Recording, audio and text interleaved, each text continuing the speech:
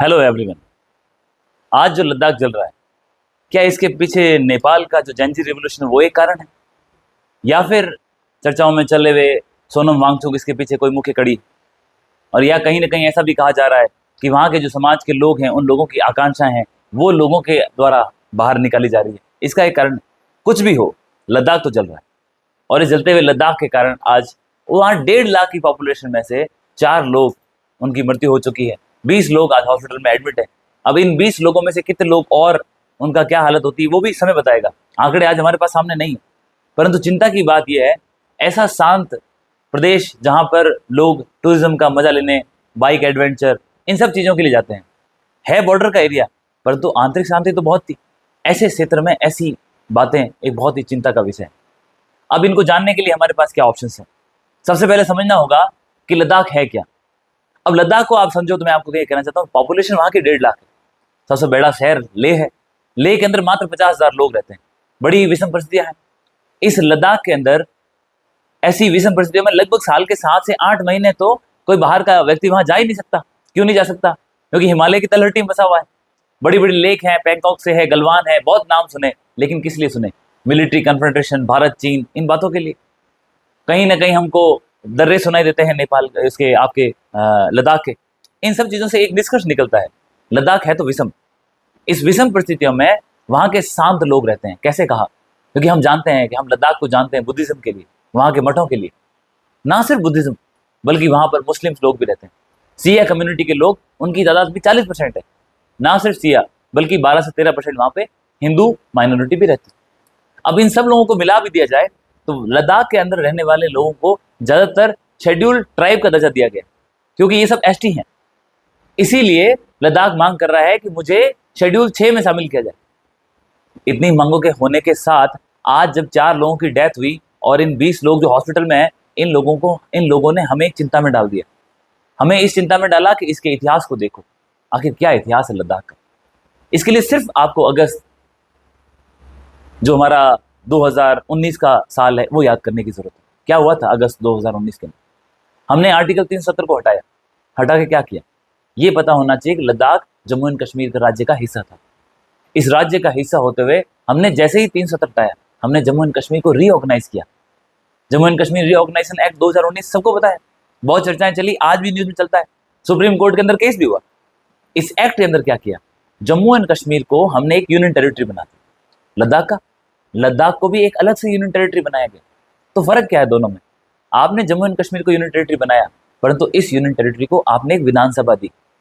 लद्दाख को दी नहीं, लद्दाख को आपने कोई विधानसभा नहीं दी।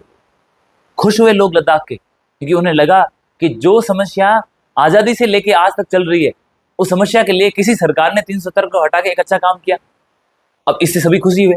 लद्दाख के अंदर भी उस दिन घी के दिए जलाए गए, लोग खुश हुए, बीजेपी खुश हुई।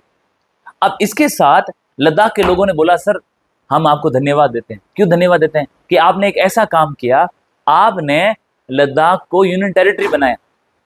अब हमारी आपसे इतनी सी रिक्वेस्ट है कि इस यूनियन टेरिटरी के साथ में आप लद्दाख को स्टेटहुड का दर्जा दे दो। तब वहां पर नेशनल कमीशन है हमारा शेड्यूल ट्राइब का। क्या है नेशनल कमीशन? एक राष्ट्रीय आयोग बना रखा है। ये राष्ट्रीय आयोग शेड्यूल ट्राइब की डिमांड्स को ध्यान में रखता है। जब वहां के लोगों की डिमांड बढ़ने लगी, सोनम वांगचुक ने जब अपनी मांगों को बाहर रखा, तब इस डिमांड के साथ जो हमारा नेशनल कमीशन है शेड्यूल ट्राइब का, उसने एक सुओ मोटो एक्शन लिया। और उस सुओ मोटो एक्शन के तहत उन्होंने भारत सरकार के अलग अलग मंत्रालय को साथ लाके कहा कि इस राज्य को अनुसूची 6 में जोड़ा जाए। तब क्या हुआ? आपका ट्राइबल मिनिस्ट्री, आपकी लॉ मिनिस्ट्री और आपकी होम मिनिस्ट्री, तीनों ने हाँ में हाँ भरी और कहा कि यस, हमें लद्दाख को अनुसूचित 6 में जोड़ा जाना चाहिए। आपने ये बात 2020 में मान ली, पर धीरे धीरे इन बातों को कहीं ना कहीं पर्दे के पीछे छुपाया गया। लोग तो जानते हैं ना, 1 साल 2 साल किसी चीज को छुपा सकते हो, लेकिन आखिर तो इतिहास के पन्ने बाहर आते हैं। आज वापस वो चीजें बाहर आने लगी कि आश्वासन थे, हकीकत नहीं थी। तो वहां पे एक बहुत बड़ी पर्सनैलिटी है सोनम वांगचुक। उन्होंने एक प्रोटेस्ट को आगे बढ़ाया।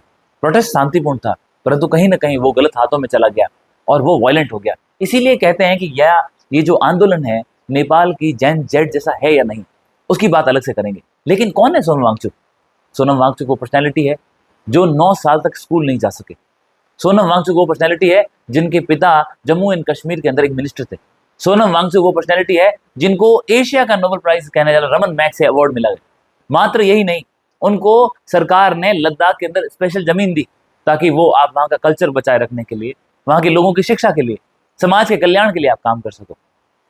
ऐसी महान हस्ती आज जोधपुर की जेल में, और वो भी आप उनको विशेष वायुयान से दिल्ली लाए, दिल्ली से आप जोधपुर लाए, और जोधपुर से आपने एक ऐसी जेल जो हमेशा चर्चाओं में रही है हार्डकोर अपराधियों के लिए, ऐसी जेल जहां पर जोधपुर के लोगों को उन्होंने नहीं बख्शा। जैसा कि आसाराम बापू हम जानते हैं, उनको जोधपुर की जेल में रखा गया। ना सिर्फ वो, सलमान खान, इसके अलावा हम जानते हैं कि बहुत बड़ी बड़ी हस्तियां रही है। हालांकि ये जो बातें होती है ये गुप्त रहती है, क्योंकि जेल के अंदर किस अपराधी को रखा ये बाहर नहीं आ सकते, लेकिन फिर भी ऐसा माना गया कि जोधपुर की जेल भारत की जेलों में तिहाड़ जेल से भी खतरनाक मानी गई।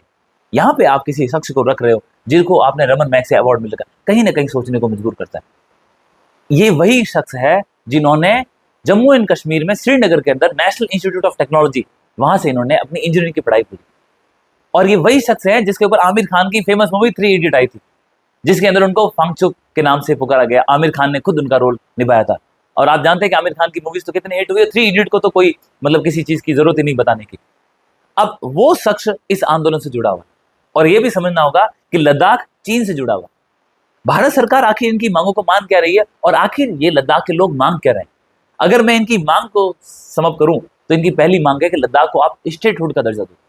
दूसरी मांग है इनकी कि जो अनुसूची 6 है उसके अंदर जहां आपने मेघालय को जोड़ रखा है, आपने मणिपुर को जोड़ रखा है, आपने आसाम को जोड़ रखा है, त्रिपुरा को, हमें भी जोड़ो। हमारी भी तो जनसंख्या 97% जो लोग हैं वो शेड्यूल्ड ट्राइब है। ये दूसरी मांग थी। तीसरी इनकी मेन मांग क्या है, ये बोलते हैं कि हमारी पॉलिटिकल रिप्रेजेंटेशन कहाँ है। इतना बड़ा आपने यूनियन टेरिटरी बना दिया, हम बॉर्डर के नजदीक रहते हैं, हमारे यहाँ पे 97% एसटी लोग हैं, हमारे यहाँ अलग अलग धर्म के लोग, माइनॉरिटी के लोग हैं, सिर्फ एक मेंबर ऑफ पार्लियामेंट। ये कहते हैं कि जब जम्मू एंड कश्मीर राज्य था तब भी हमको फंड नहीं मिले, और आज जम्मू एंड कश्मीर से तो अलग हो गए, लेकिन आज हमारे ऊपर केंद्र राज्य कर रहा है और केंद्र भी हमें फंड नहीं दे रहा है। आखिर इन मांगों को केंद्र क्यों नहीं मांग रहा? सबसे पहले केंद्र का कहना है कि आपकी बात बहुत जायज है कि आपको शेड्यूल 6 में जोड़ा जाए। कैसे मालूम चला? क्योंकि 2019-20 के अंदर हमारे ही केंद्र सरकार के 3 अलग अलग मंत्रालय ने national commission of scheduled tribe की बात में हाँ भरी। कौन से मंत्रालय थे? ट्राइबल मिनिस्ट्री थी। कौन से मंत्रालय था दूसरा? Law and justice. और तीसरा खुद गृह मंत्रालय, जो इनकी सिक्योरिटी के लिए जिम्मेदार है और जिसका काम है कि उसको यूनियन टेरिटरी के अंदर प्रशासन चलाना है। आपने लद्दाख को भारत के 28 राज्यों और 8 यूनियन टेरिटरी में सुशोभित कर दिया, परंतु आज भी आप उस राज्य को अनुसूची 6 में नहीं जोड़ रहे, जबकि आपने ये बात कही। ये बात तकलीफ देती है। तो सरकार तर्क देती है कि हाँ शायद हमने बोला होगा, परंतु हम तो उनको आज भी यूनियन टेरिटरी बना के विकास के लिए अलग से पैसे दे रहे हैं। परंतु क्या विकास हो रहा है या नहीं हो रहा? कुछ लोग कहते हैं कि विकास के माध्यम से कहीं ना कहीं बाहर के लोग लद्दाख के अंदर जाके जमीनें खरीद रहे हैं।